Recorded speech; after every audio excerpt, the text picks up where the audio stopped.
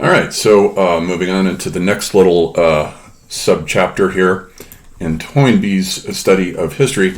In this chapter, he discusses a concept which I think is an interesting one to think about, of fossil societies. So he says he's gone from west to east to survey the living societies that he sees, the two forms of Christianity, Western Christianity, Orthodox Christianity, and then the contemporary Islamic society, India, China.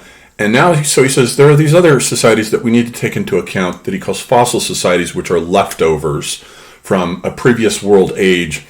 He mentions the Jews, and then the Jews and the Parsis. The Parsis are, and this is a map of showing where the Parsis are today in India, mostly in and around Mumbai. And the Parsis are Zoroastrian fire worshippers that are a fossil left over from the time of the Achaemenid Empire, which was its primary religion, Zoroastrianism. And then because of the Hellenic intrusion, that is to say, Alexander the Great's decimation of that empire, then it sort of became cut off and survived in India. Once the Muslim conquest took place and the Muslims in the early part of the 7th century conquered the Sasanian Empire, the primary religion of which was also Zoroastrian, then these fire worshippers fled into India, where they exist today as a kind of leftover fossil. And the whole idea of Zoroastrianism is that it's based on dualism, announced by the Persian prophet Zoroaster, possibly in 1000 BC. Most scholars favor 500 BC, of the war between Ahura Mazda, the god of light, and Angra Mainyu, the god of matter and darkness. And so fire becomes the epiphany or theophany, the manifestation on the physical plane of the power of the god of light, whose prophet is Zoroaster. And glancing at the Wikipedia page here, they have this really interesting burial practice called Towers of Silence, where because fire is sacred, they cannot use cremation, even though they're Indo-Aryan, and almost all the Indo-Aryan societies used cremation to burn away their dead. Not all of them, but a bunch of them. The Greeks certainly did. The Hindus did. Not in the case, however, of the Zoroastrians. They put the dead into these towers of silence, and because fire is sacred, so it would defile fire if it was used for cremation. It would come into contact with the corpse, which is impure. So to solve that theological problem, they get around that by throwing the dead in these open-air towers of silence for the birds to eat. And the birds come along, the vultures, I suppose, and gobble them up.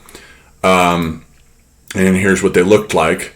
These are not Parsis. This is for a relic from the time of the Achaemenid Empire, or perhaps even the Sasanian restoration of that religion. I think it's fascinating that it's a sort of burial into the air. It's like a sky burial. So in almost all of these, in fact, I think every one of the examples that he gives in this chapter are all religions. He calls them fossil societies, but they're really fossil religions. So the next one that he talks about is Jainism. Jainism is an incredibly old, very, very ancient religion. Here's the image of the cosmic man that was practiced in India, possibly as far back as the Vedic period, maybe. Mahavira was said to have been the 24th of the Tirthankaras, which are the makers of the crossing. Toynbee mentions him as the founder of Jainism along about the time of the Buddha. And it is a dualistic religion, sort of like Zoroastrianism in that sense, except that the dualism has to do with the relationship of the soul to the body. The soul is called a jiva, and it is in opposition to karma. Karma infects the jiva and blackens it. And so the idea is that every act you commit, everything you do generates karma. Whether good karma or bad karma doesn't matter. To act is to generate karma. You're constantly hurting things. And so they have this doctrine of ahimsa, non-violence, and they carry these whisks to sweep the path in front of them so they won't step on any bugs.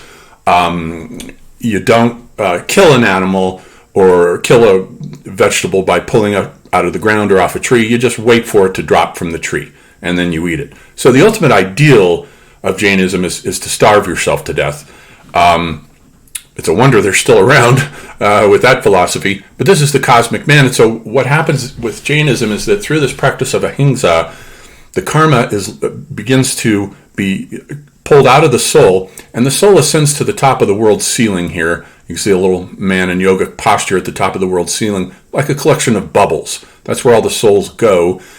These are the upper realms of the gods. This is our world, where things that are in pain and suffering dwell, and these are the hells, naraka.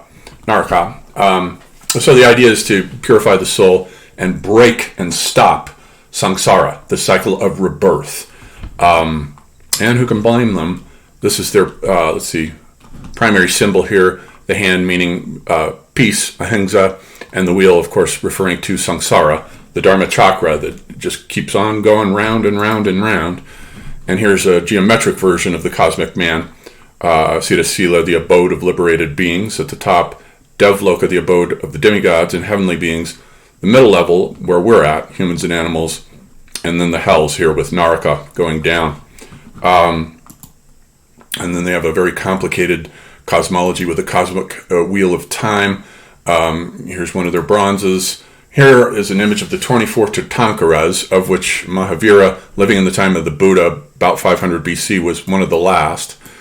And they do have some very beautiful art. Here's the individual with the fly whisk. I noticed that it has peacock's feathers in it as well.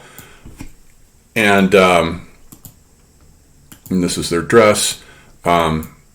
This is a really interesting Jain statue from the classic period of Indian art.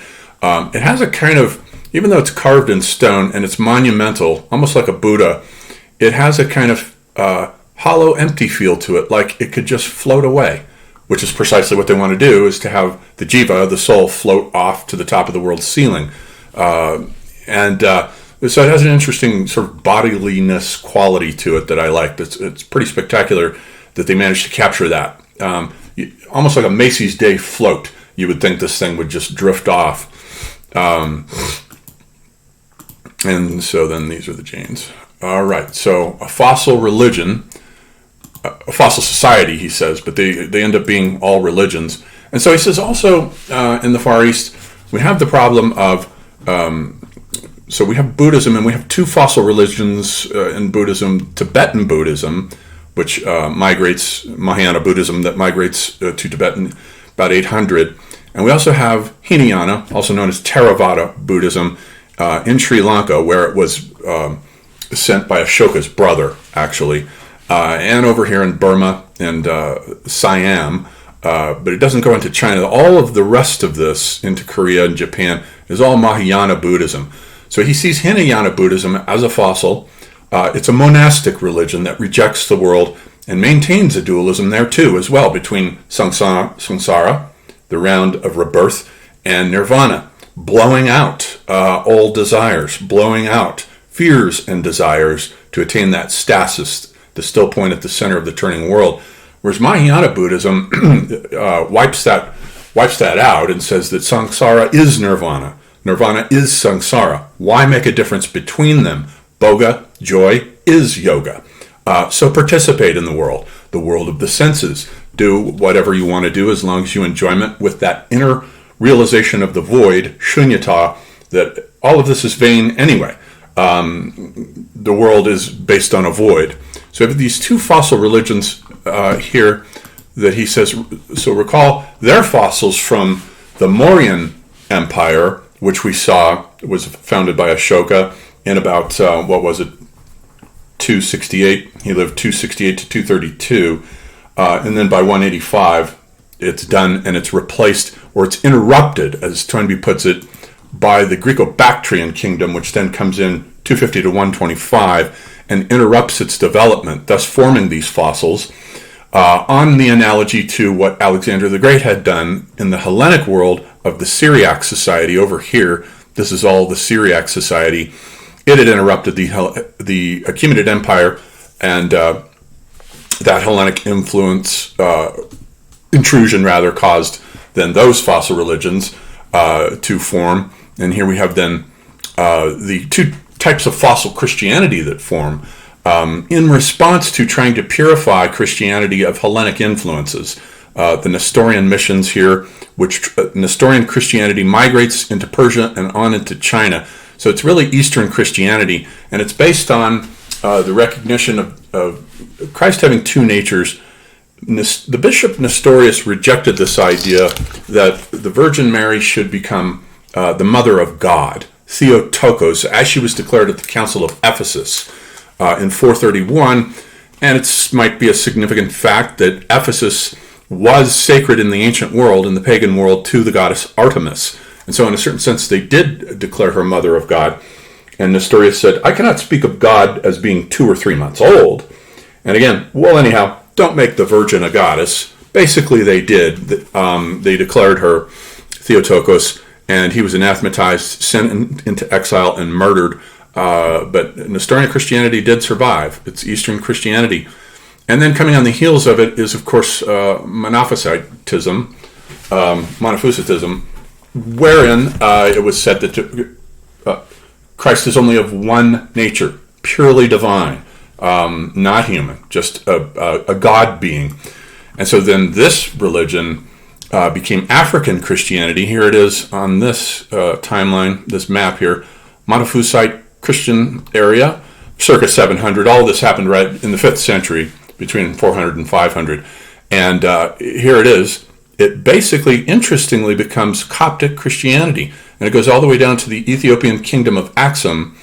It's fascinating that it sort of replaces, before Islam gets there, of course, it replaces Egypt with a totally different Christian theology. And Toynbee says the thing about these two religions is that they were Syriac, his word for what Spengler calls the Magian civilization, for trying to anchor and emphasize a Syriac, a truly indigenous, native, authentic form of Christianity, whether Nestorian or Monophysite, doesn't matter, in reaction to the Hellenic intrusion into Christianity. So he sees these fossil societies as reactions against them. So that's Toynbee's tiny little chapter. It's only 2 pages long on fossil societies, which I noticed that in the final edition of A Study of History, which he wrote at the end of his life in the 1970s, he doesn't have that concept in there. But I think it should be in there because one of his main concepts that are absolutely essential to the architecture of his thought is the distinction between an internal proletariat and an external proletariat.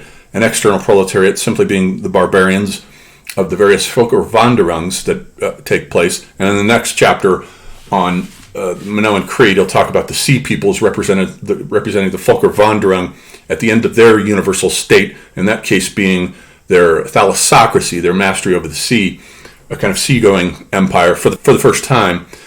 And so the question then becomes, to what extent are these different from internal proletariats?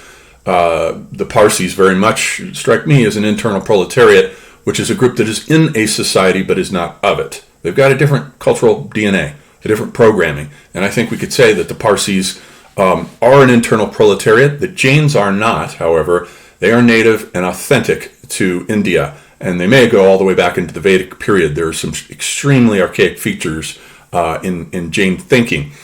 And then so some of these are internal proletariats, some aren't.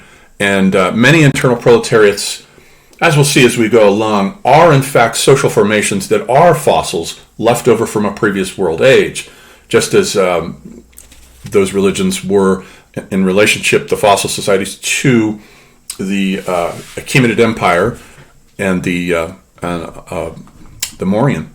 Okay, that's it for that chapter on Toynbee's Study of History, Fossil Societies.